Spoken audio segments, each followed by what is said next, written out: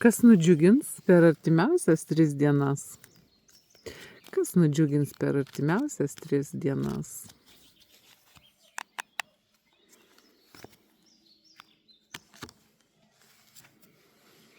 Keturios taurės. Na, tikriausiai džiugins tai, kad niekas nekvaršins galvos. Džiugins tai, kad galite ilsėtis ir į nieką nereaguoti ir pagaliau atsikvėpti.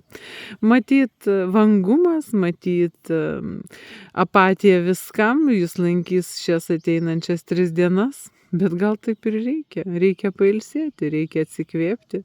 Ir užtenka to šurmulio, to judesio, bruzdesio.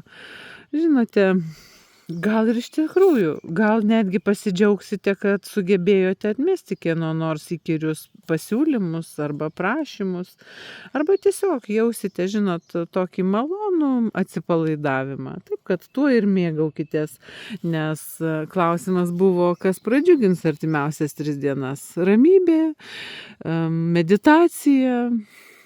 Taip, kad nuo visų bėkite kur tik norite jūs, veikite ką tik norite jūs ir tegul niekas nesuka jums galvos.